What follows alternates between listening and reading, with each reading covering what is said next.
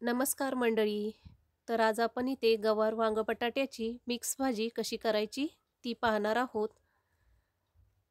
तर इथे मी गवार बारीक चिरून घेतली आहे.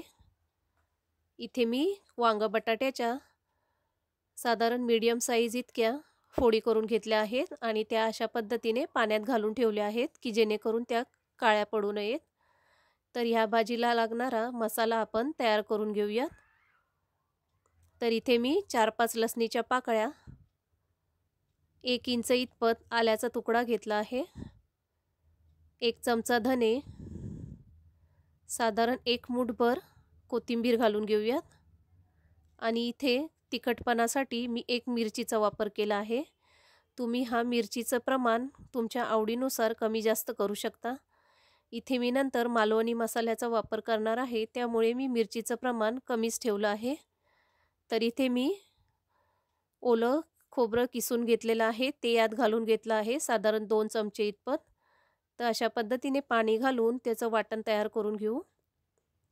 तर आता इथे एका कढईमध्ये 3 ते 4 चमचे इतपत आपण तेल गरम करून घेऊयात.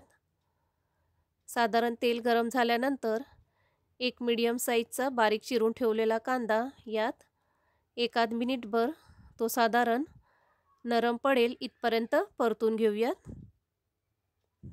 आता त्यात नंतर आपण यामध्ये जो मसाला तयार करून घेतला होता तो घालून घेऊयात. या अशा पद्धतीने 1 ते 2 मिनिटं हा मसाला सतत ढवळत राहून त्याचा कच्चेपणा जाईल इतपत शिजवून घ्यायचा आहे. तर आता आपण यात साधारण 1 मीडियम साईजचा बारीक चिरून ठेवलेला टोमॅटो घालून घेऊयात.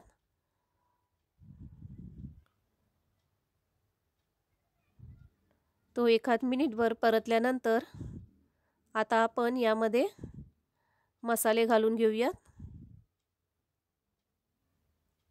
तर इथे मी 1 चमचा मालवणी मसाला वापरला आहे, पाव चमचा इतपत हळद घालून घेऊयात,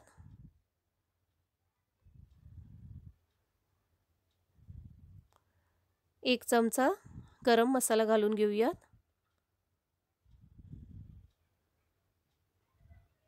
हा सर्व मसाला व्यवस्थित मिक्स करून यात आपण थोडं पाणी घालून हा मसाला 2 ते 3 मिनिटं शिजवून घ्यायचा आहे.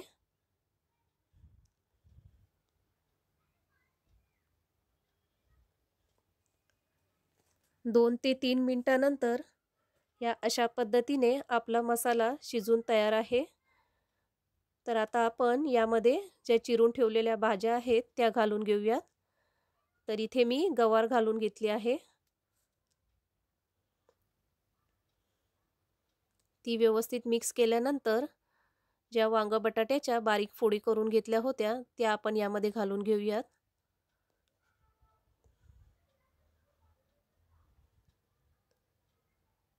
आता ही सर्व भाजी आपण या अशा पद्धतीने 2 ते 3 मिनिटं व्यवस्थित मिक्स करून घेऊन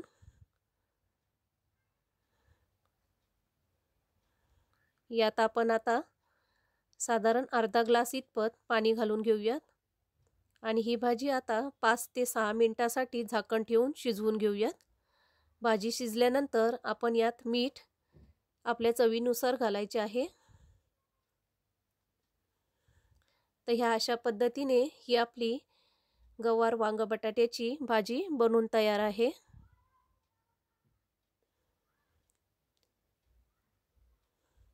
तर आता ही भाजी आपण एका प्लेटमध्ये काढून घेऊयात.